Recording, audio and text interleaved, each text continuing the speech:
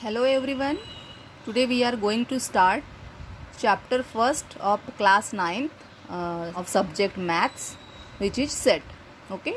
So आज आपण class 9च्या mathematics म्हणजे मॅथ 1 या सब्जेक्टमधील पहिला जो चॅप्टर आहे सेट्स याबद्दल आपण आज शिकणार आहोत. ठीक आहे. तर सर्वप्रथम आपण इथे बघू की व्हॉट इज सेट है ना. सेट म्हणजे काय. बघा, सेट हा शब्द जो आहे हा आपण आपल्या दैनंदिन व्यवहारामध्ये बोलताना वापरत असतो की पुस्तकांचा सेट है ना, बांगड्यांचा सेट, अशा विविध प्रकारच्या वस्तूंचा सेट असं आपण म्हणत असतो. ठीक आहे. या सेटमधून जर आपण थोडंसं लक्ष दिलं तर आपल्याला कळून येते की जिथे 2 किंवा 2पेक्षा जास्त ऑब्जेक्ट्स असतात तेव्हा त्यासाठी आपण सेट हा शब्द वापरत असतो. ठीक आहे. म्हणजेच आपण म्हणू शकतो की set means what. Set means collection. Set म्हणजे काय. Set means collection. ठीक आहे. Collection. And how we can define collection. Collection means when 2 or more than 2 objects come together, then it is called collection. Then it is called collection. ठीक आहे. तर अशा प्रकारे आपण म्हणू शकतो when there are 2 or more than 2 objects come together, then it is called collection. Okay. and set means collection. इथे तुम्हाला नोटीस करायचं आहे की सेट म्हणजे कलेक्शन.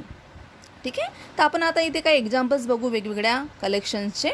जसं बघा, पहिलं आहे कलेक्शन ऑफ पेन्स. ठीक आहे.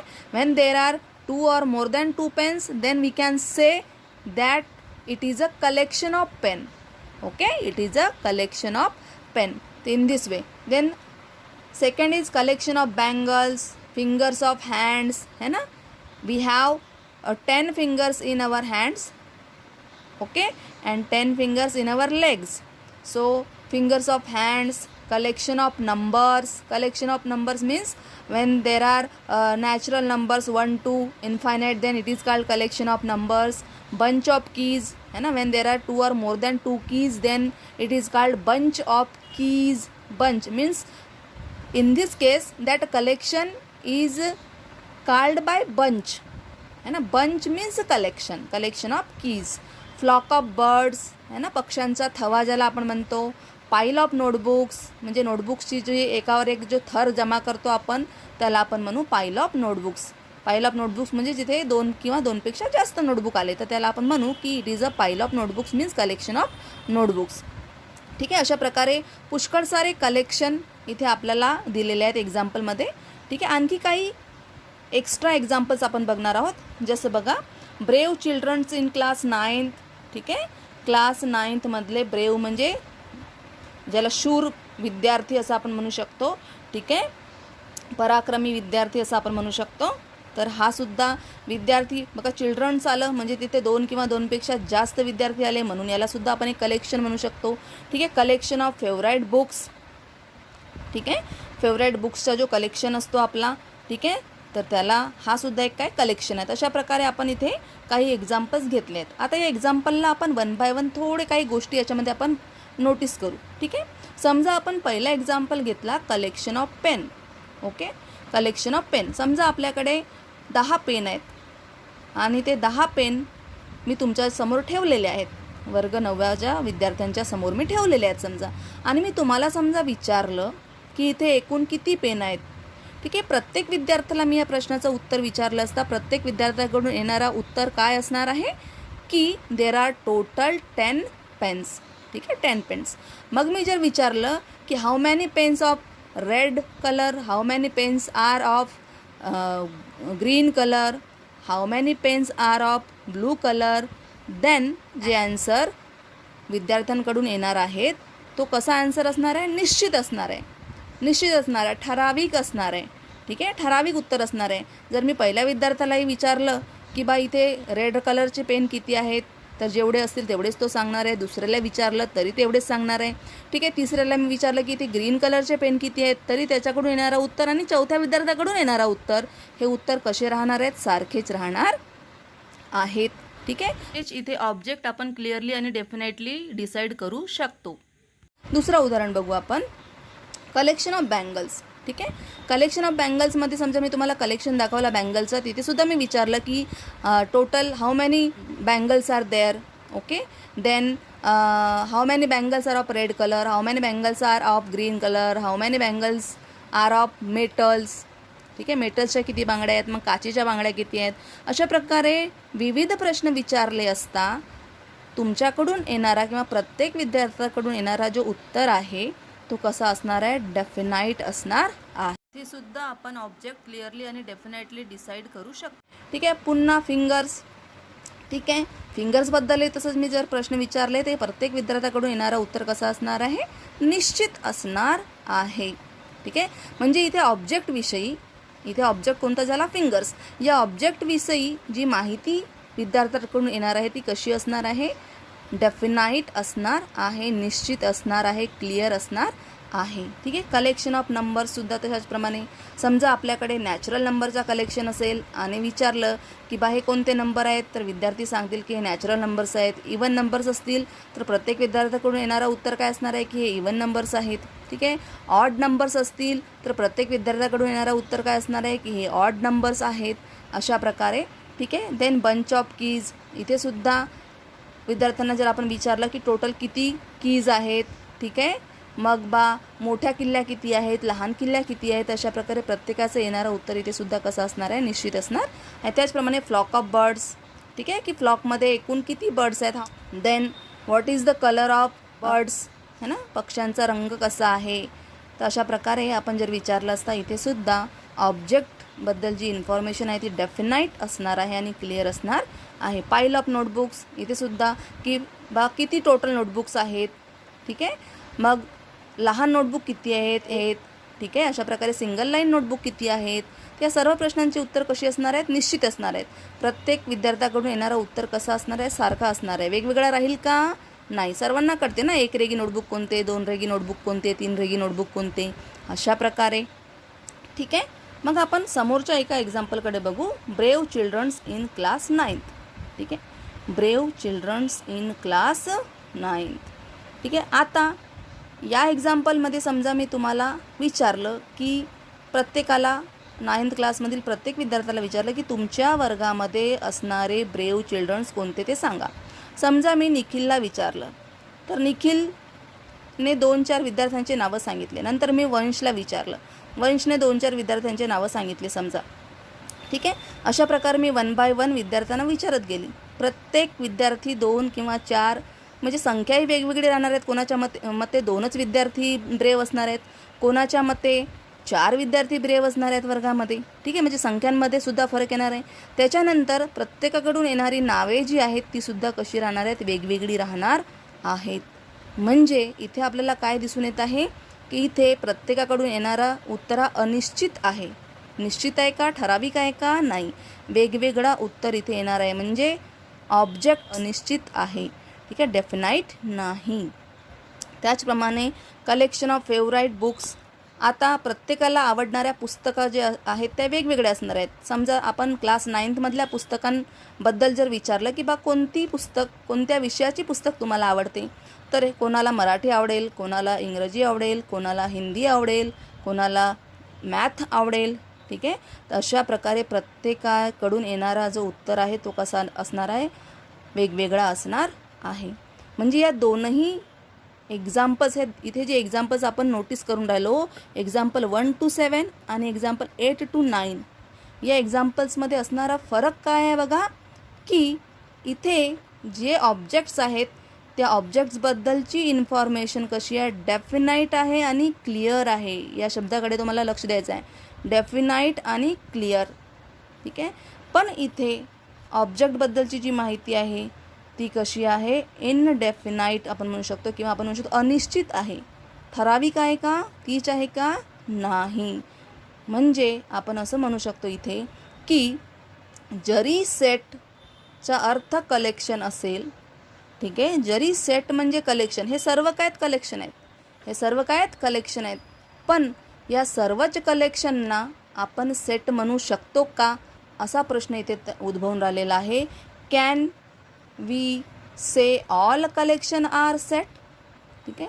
का आपण सर्वच प्रकारच्या कलेक्शनला सेट म्हणू शकतो, तर याचा उत्तर आहे नो ना. We can't say all collections are set. मग कोणत्या प्रकारच्या कलेक्शनला आपण सेट म्हणू शकतो? तर बघा, ज्या कलेक्शनमध्ये ऑब्जेक्ट हे कसे असतील, डेफिनाईट असतील आणि क्लिअर असतील. ऑब्जेक्ट हे कसे असतील, डेफिनाईट असतील आणि क्लिअर असतील, त्या कलेक्शनला आपण काय म्हणू शकतो? सेट म्हणू शकतो. म्हणजे एक्झाम्पल नंबर 1 to 7 मध्ये जे ऑब्जेक्ट्स आहेत ते कसे आहेत? डेफिनाईट आहेत, क्लिअर आहेत आणि म्हणून यांना आपण सेट म्हणू शकतो.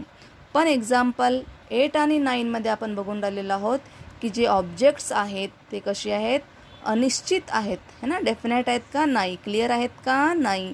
आणि म्हणून आपण म्हणू शकतो की means collection of brave childrens in class 9 is not a set. This collection is not a set. Again, favorite books, collection of favorite books is not a set, because every student can have his different books as a favorite books. Okay, so here this difference we have to notice here. ठीक आहे, इथे आपल्याला हा फरक लक्षात घ्यायचा आहे. जे आपण इथे म्हणू शकतो की collection of pen is a set, collection of bangles is a set, it is also set, it is also set, it is also set. Okay, in this way it is also set, but it is not set. It is not set means collection of favorite book is not a set. ठीक आहे, तेवढं कळलं इथे फरक. म्हणजे मग आपण यावरून सेटची डेफिनेशन काय करू शकतो? मग आपण यावरून अशा प्रकारे सेटची डेफिनेशन आपण काय करू शकतो की if we can definitely and clearly decide the objects of a given collection then that collection is called a set. Okay, जिथे आपण ऑब्जेक्ट्स डेफिनेटली आणि क्लिअरली डिसाईड करू शकतो त्याला आपण काय म्हणू शकतो? त्या कलेक्शनला आपण काय म्हणू शकतो? सेट म्हणू शकतो. तर एवढं तुम्हाला इथे कळलं असेल. आता हा सेट कशाने इंडिकेट करतात, कशाने डिनोट करतात? तर generally set is denoted by using capital letter. ठीक आहे, कॅपिटल लेटर जे कॅपिटल अल्फाबेट्स आहेत फ्रॉम A to Z, या कॅपिटल अल्फाबेटने सेट काय केला जातो? डिनोट केला जातो. आता सेटमधील जे मेंबर्स आहेत, ठीक आहे, ते मेंबर स्मॉल ABCD ने डिनोट केले जातात. ठीक आहे, समजा आपल्याला म्हणायचे असेल की if A is an element of set A, then we can write it as A is an element of A. हा जो साईन तुम्हाला इथे दिसत आहे, हा साईन काय इंडिकेट करतो की is a element, is a element. Here A is a element of A, and if A is not an element of set A, then we can write A is not an element of A. अशा प्रकारे. तर आपण काही examples घेऊ इथे. ठीक आहे, की सेट ऑफ नॅचरल नंबर्स. समजा नॅचरल नंबरचा सेट आहे, आपल्याला लिहायचा आहे सेट ऑफ नॅचरल नंबर. तर आताच आपण बघितलं की set is denoted by capital letter. कोणत्याही एका कॅपिटल लेटरने आपण सेट डिनोट करू शकतो.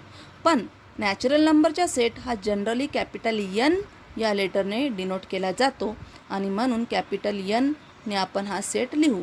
तर ठीक आहे, अशा प्रकारे आपण इथे कॅपिटल N लिहिला, देन इक्वल टू, आणि देन आपल्याला हे कर्ली ब्रॅकेट द्यायचे आहेत. यांना काय म्हणतात? Curly bracket. सेट नेहमी कर्ली ब्रॅकेटमध्ये लिहिला जातो आणि अशा प्रकारे कर्ली ब्रॅकेट देऊन आपण नॅचरल नंबर्स स्टार्ट फ्रॉम 1, है ना. आपल्याला माहीत आहे की नॅचरल नंबर हे 1 पासून स्टार्ट होतात. म्हणजे अशा प्रकारे 1, then comma, 2 comma, 3 comma, 4 comma, अशा प्रकारे सर्वचे सर्व नॅचरल नंबर इथे लिहिणं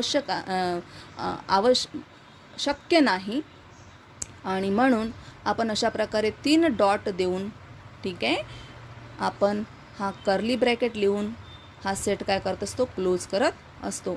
अशा प्रकारे आपण नॅचरल नंबरचा जो सेट आहे तो लिहू शकतो.